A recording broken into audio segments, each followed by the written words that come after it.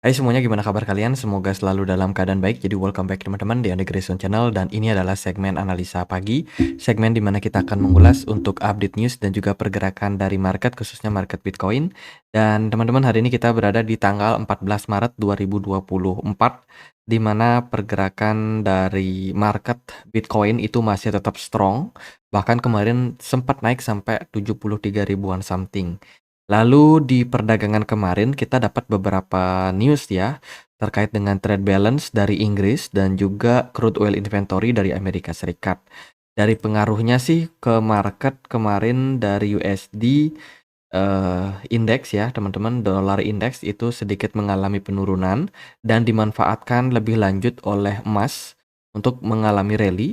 Kemudian Bitcoin juga sempat naik ke 73 ribuan. Jadi lumayan bagus penurunan daripada indeks dolar, memberikan impact yang positif terhadap aset-aset dari komoditis.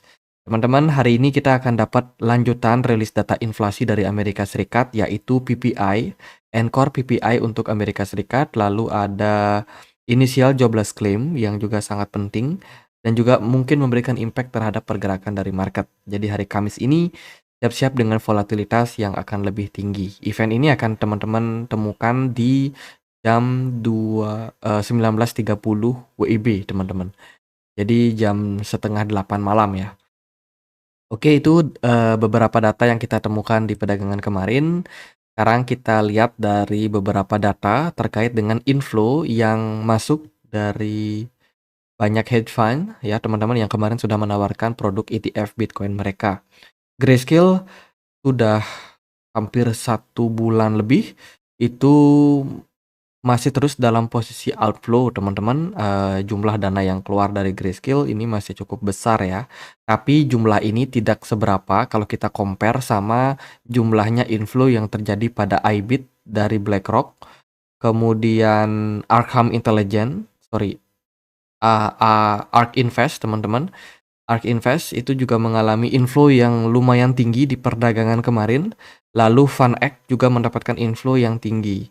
Sementara Fidelity, lalu Bitwise ya nggak terlalu seberapa sih. Tapi overall kumulatif info net pada tanggal 12 Maret kemarin itu sampai sekitar 11 billion teman-teman. Sangat-sangat tinggi dan bikin market cap Bitcoin makin lama makin gemuk ya. Jadi ditunjang juga dengan kenaikan harga yang lebih tinggi pada Bitcoin. Jadi ini berita inflow dari ETF terus mengalami peningkatan terus, teman-teman. Kemudian, nah ini adalah comparison terkait dengan akumulasi dan juga distribusi yang diposting di CryptoQuant. Terkait dengan data kemarin, kita kan sudah sempat bahas tuh bahwa memang ada outflow yang terjadi pada market. Tapi kita dapat sekarang comparison yang lebih balance lah teman-teman, antara yang melakukan penjualan, distribusi, sama yang melakukan akumulasi. Nah, dari data ini kita bisa menemukan kesimpulan bahwasanya long term holder pada pergerakan pada Bitcoin dengan pergerakan yang meningkat ini sebenarnya makin lama makin banyak, teman-teman. Yang berarti long term holder pada Bitcoin ini masih dalam proses akumulasi. Dan dari rilis data ini menunjukkan bahwa kita masih sangat jauh dari all time high.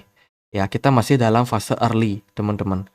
Fase early aja Bitcoin udah naik sampai all time high baru. Ya, apalagi ketika fase bull run. Jadi ya 100.000 dolar itu adalah sesuatu yang mudah aja kalau kita lihat dari kondisi holder Bitcoin saat ini. Kemudian net unrealized profit pada Bitcoin juga belum mencapai titik garis-garis merah ini ya teman-teman, yang menunjukkan bahwa di level tersebut akan banyak yang melakukan aksi taking profit. Sekarang kita masih dalam mendekati fase kuning, yang berarti saat ini kondisi dari para trader itu lagi dalam posisi yang profit. Lalu ini adalah open interest. Saat ini pergerakan Bitcoin sudah berada dalam titik tertingginya, termasuk juga open interest juga lagi dalam posisi yang paling tinggi. Nah, untuk supply saat ini supply pada Bitcoin terbilang banyak ya teman-teman.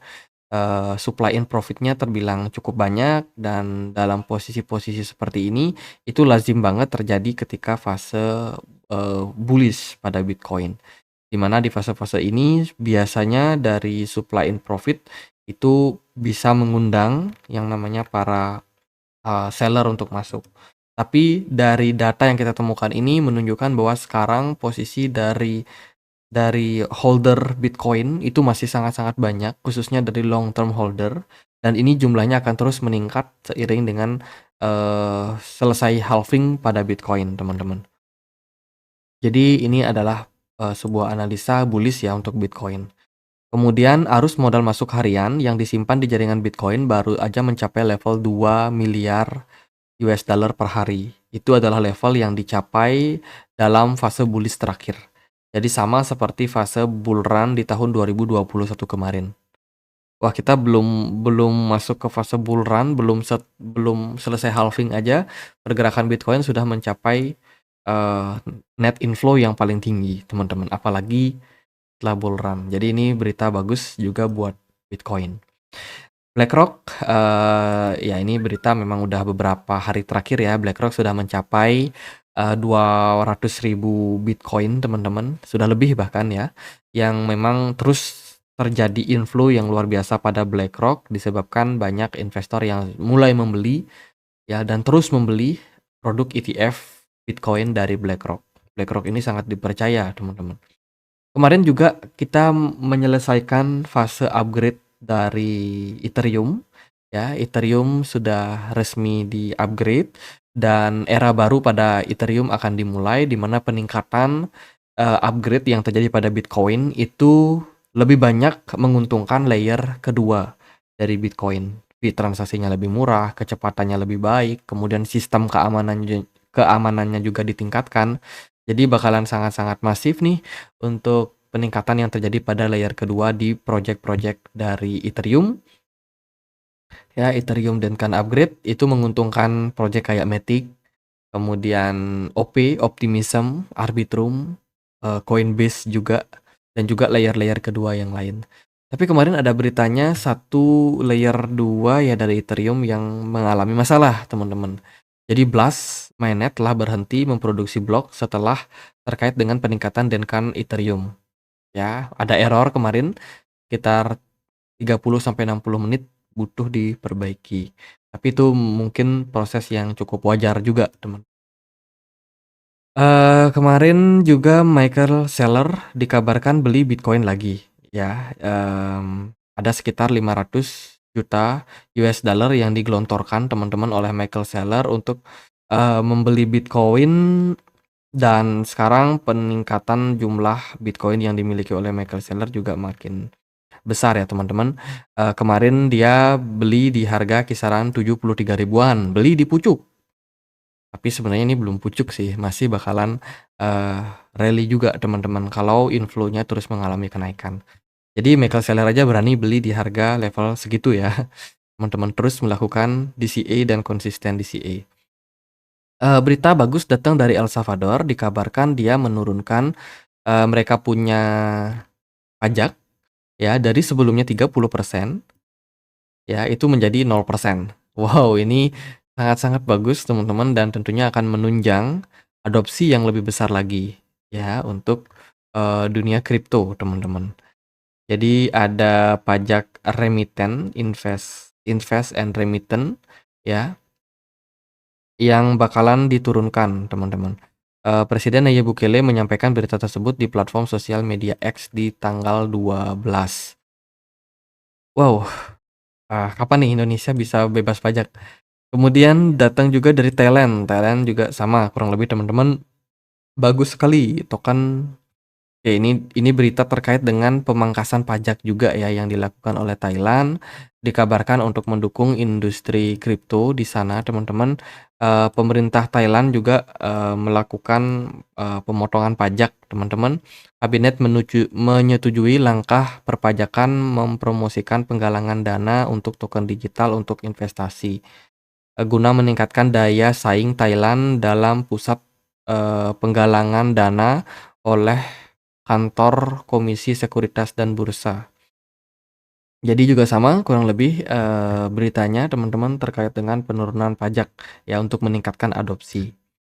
Lalu Coinbase dikabarkan juga berencana untuk meluncurkan bond mereka, teman-teman. Meluncurkan penjualan obligasi, korporasi ya, untuk Coinbase, guna untuk meningkatkan, eee, yang namanya yang namanya ekspansi daripada exchange Coinbase yang sekarang tengah ekspansi ke wilayah dari Eropa, teman-teman. Jadi Coinbase ini salah satu exchange yang sekarang udah mulai berani buka-bukaan ya, menyediakan layanan futures, kemudian juga spot trading, dan kedepannya mungkin akan menjadi pesaing serius untuk Binance yang beberapa waktu terakhir memang banyak mendapatkan gempuran dari regulasi. Jadi Coinbase akan siap menjadi pesaing supaya jangan sampai, ada satu exchange yang benar-benar memiliki total kontrol karena dominasinya yang terlalu besar. Oke, itu dari beberapa data yang ada pada market. Sekarang kita coba cek yuk gimana pergerakan dari marketnya dari market Bitcoin. Bitcoin overall masih strong, teman-teman. Belum ada indikasi pembalikan arah pada Bitcoin. Volume perdagangan Bitcoin sangat baik, ya, smart money sangat baik, indikator MACD juga sangat baik kalau kita perhatikan di time frame daily. Ya, dari beberapa indikator on chain juga menunjukkan memang sempat ada yang namanya tekanan jual, tapi tekanan jual tersebut bisa diatasi karena inflow pada market yang ternyata lebih besar daripada tekanan jualnya. Kemudian kalau kita lihat dari Bitcoin di time frame 4 jam, sebenarnya cukup positif juga buat Bitcoin. Saat ini lagi berada di kisaran level 73 ribuan.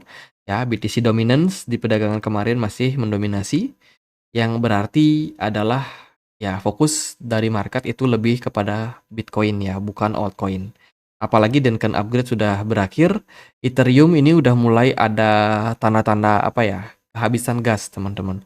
Mungkin akan membutuhkan sedikit koreksi dulu untuk Ethereum.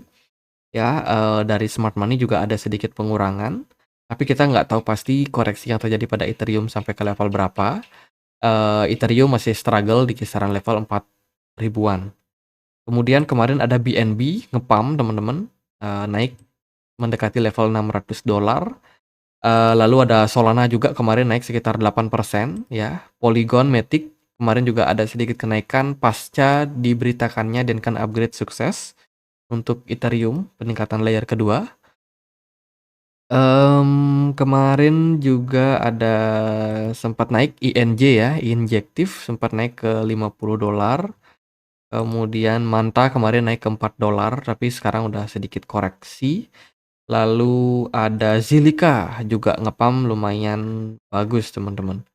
Jadi Zilliqa, Algorand juga aku pantau lumayan menarik, teman-teman, untuk saat ini. Ya paling, karena Bitcoin-nya masih mendominasi, jadi altcoin kemungkinan, ngalah dulu lagi, teman-teman. Kecuali kalau BTC dominance-nya bisa mengalami penurunan ya. Tapi overall apapun itu pergerakan Bitcoin masih akan tetap nanjak nih, teman-teman. Potensial target bisa ke 76.000. Di sana mungkin kita akan lihat lagi, kita review lagi, ada tekanan jual nggak sih? Ada pola-pola pembalikan arah sih, pembalikan arah nggak sih yang bisa berpeluang terjadi pada Bitcoin? Sementara sih belum bisa belum bisa menemukan momentum kapan Bitcoin bakalan koreksi kalau melihat kondisinya seperti ini, teman-teman.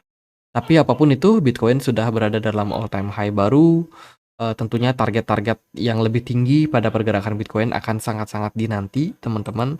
Terutama juga buat teman-teman yang lagi nunggu altcoin, ngepam ya, kita masih sabar menunggu Bitcoin dominance-nya mengalami penurunan. Dari posisi smart money sih BTC dominance nggak terlalu gede. Jadi harapannya dalam jangka waktu pendek, semoga bisa turun lagi sehingga altcoin bisa kembali happy ya, karena kenaikan yang bakalan sangat-sangat dinantikan. Jadi gitu aja deh, karena Bitcoin masih positif, nggak terlalu panjang. Guys, kita punya komunitas diskusi di Telegram, tempat aku untuk update berita-berita terbaru ya tentang market kripto. Buat kalian yang mungkin mau join, linknya ada di kolom deskripsi video ini, teman-teman. Jadi gitu aja, semoga bisa bermanfaat. Akhir kata saya Andre, makasih.